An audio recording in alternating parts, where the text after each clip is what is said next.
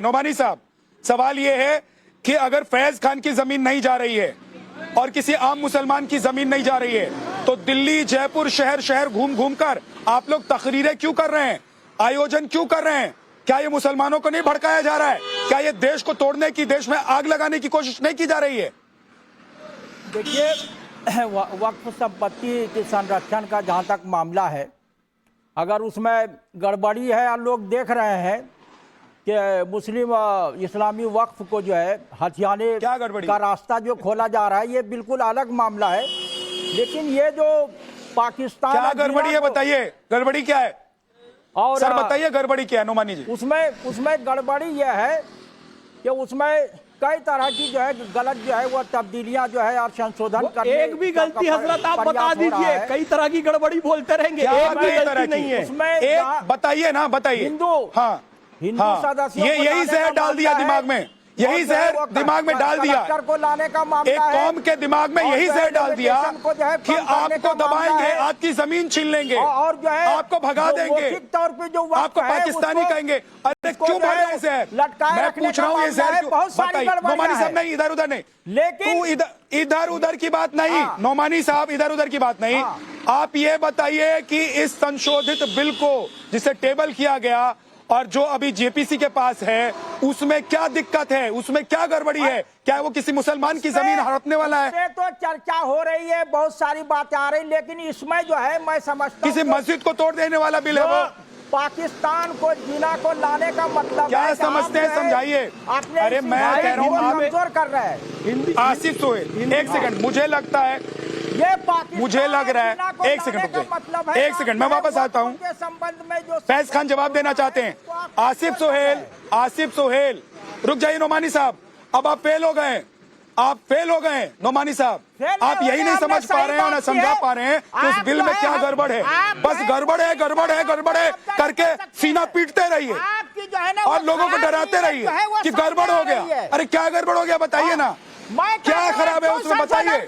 अरे खराबी क्या है उसमें? हिंदू जो है कि पारदर्शिता है उसमें, ट्रांसपेरेंसी है उसमें, गड़बड़ बताइए। क्यों नहीं बोलते हैं? जो आंध्रा के पास है, तेलंगाना के पास है, अरे हिंदू बोर्ड है कोई क्या? 2 गुना ज्यादा। अरे वक्फ बोर्ड की तरह सनातनी बोर्ड है क्या? मैं चलिए ठीक है, आसिफ सोहेल अगर आप समझा पाए, क्योंकि नोमानी साहब समझा नहीं पा रहे कि उसमें गड़बड़ी, आप अगर समझा दीजिए तो मुझे लगेगा कि आज यहाँ बैठकर भी जो मुसलमान, जो लोग आपके फॉलोअर हैं, वो समझ जाएंगे कि भाई इस बिल में क्या गड़बड़ी है। आसिफ सोहेल, नहीं तो आप पाकिस्तान जिना को क्यों ला रहे हो वक्फ में जो है?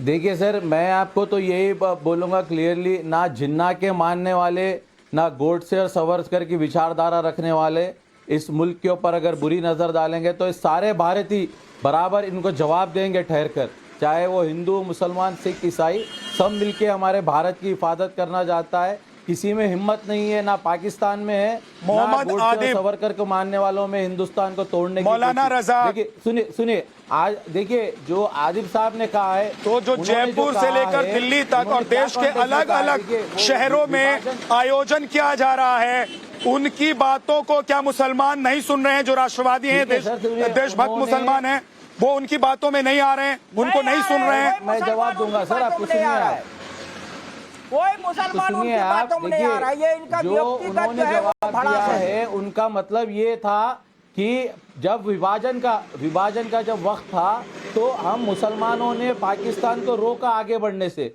बराबर क्यों बोलते हो? इस मुल्क के हम बराबर हिस्सेदार है, इस मुल्क की आजादी के अंदर, मुल्क की तरक्की के अंदर, आपने रोका डेवलपमेंट, इकोनॉमिक, पाकिस्तान को आपने रोका, मुसलमानों ने पाकिस्तान को रोका, हमने नहीं, पाकिस्तान को आपने रोका, बराबर पाकिस्तान को आपने रोका। आज भी अरे बराबर इस मुल्क के सर, तो ये तो आपकी चॉइस थी ना, ये तो आपकी चॉइस थी। अगर अब इस बात के गम में डूबे जा रहे हैं और मरे जा रहे हैं कि मुझे जिन्ना के साथ चले जाना चाहिए था और लाहौर नहीं लखनऊ तक हमको बॉर्डर लेकर आना चाहिए था, तो चले जाइए, चले जाइए। हाँ, ये गम है इनको, ये इन लोगों को गम हो रहा है कि लखनऊ तक पाकिस्तान क्यों नहीं बनाया। भाई चले जाएंगे, एग्री। हम लोग तो मौना आजाद, मौना मदनी के साथ थे, हम लोग का जीना से क्या लेना देना? जीना तो हमारे लिए खलनायक है। सुनना चाह रहे हैं तो मुझे बगैर कोई इंटरफेरेंस के इसका जवाब देने दें आप। भाई मैं वतन की हिफाजत क्या वतन पर एहसान होता है? आसिफ सोहेल भाई, वतन की हिफाजत करना वतन पर एहसान होता है क्या? नोमानी साहब रुक जाइए प्लीज,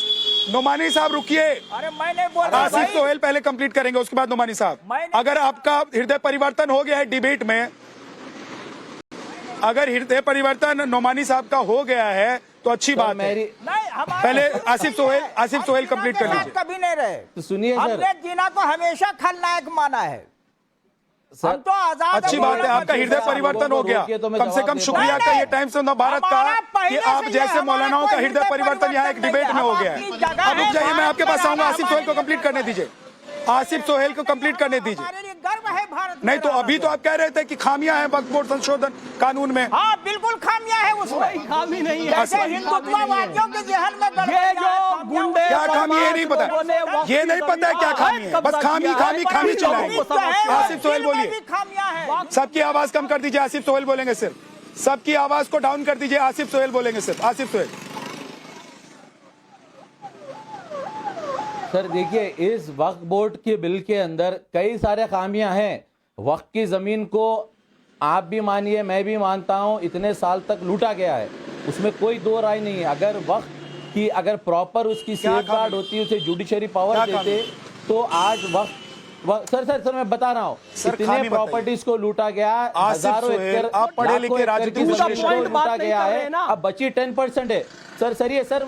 सर मुझे मैं आपको बोल रहा हूँ ना, अगर मान रहे हैं सर, देखिए मुझे अगर जमीन तो अच्छी बात है कि जांच हो जाएगी, तो मैं क्यों किसी से पूछूंगा सर? देखिए मैं किसी से क्यों पूछूं? अरे पूछना पड़ेगा, भारत देश के अंदर रहते हो, कलेक्टर जांच करेगा तो अच्छी बात है मेरे भाई। चैरिटी क्यों? जो हिंदू सदस्य आएंगे वो भी अच्छी बात है, सबसे ज्यादा हिंदू ही देते हैं दरगाहों में चंदा सहयोग, रोज 1 करोड़ की राशि कम से कम देते जो हैं। नागपुर में पूछ कर यहाँ बैठते हो कुंभ मेले का अध्यक्ष आजम खान को बनाया गया, मुझे संविधान में 2 मुसलमान आ जाएंगे तो क्या दिक्कत है? कलेक्टर उसकी जांच करेगा तो क्या दिक्कत है? 10-10 आजादी दी है और मैं बराबर संविधान पे चलूंगा, ना बल्कि ऐसे क्या दिक्कत है? इस नागपुर के बिठाए हुए मुल्लाओं कॉलेजेस बन जाएंगे तो क्या दिक्कत है? महिलाएं आ जाएंगी तो क्या दिक्कत है? मुझे मालूम है। आसिफ सोहेल एक बार राधिका खेड़ा को लाइए, समझ रहे हैं आप? आसिफ राधिका खेड़ा को स्क्रीन पे रखिए। राधिका खेड़ा जी, आसिफ सोहेल कह रहे हैं कि संविधान के तहत उनको बोलने की आजादी है। मेरा सवाल यह है कि संविधान ने हमको सारी आजादी दी है, हमारे मुल्क ने, हमारे देश ने, हमारी धरती ने, हमारी भारत माता ने हमको सारे संसाधन दिए हैं। हमारी सरकार की वजह से हम लोग आज सड़क पर फ्रीली घूमते हैं। तो क्या हम अपनी इस आजादी का फायदा उठाकर जिन्ना का गुणगान करने लग जाएं? क्या हम ये कहने लग जाएं कि पाकिस्तान लाहौर नहीं लखनऊ तक होना चाहिए था? क्या हम ये कहेंगे कि एहसान मानिए मेरा कि मैं पत्रकार हो गया और आज आपसे सवाल पूछ रहा हूं? जी देखिए, सबसे पहले तो मैं एक बात यहाँ पे बहुत क्लियर कर दूं कि लखनऊ में बैठकर पाकिस्तान की भाषा बोलना आजादी नहीं, ये देशद्रोह है। और जो उन्होंने किया, जो भाषा उन्होंने बोली, वो देशद्रोह से कम किसी भी एंगल से नहीं है।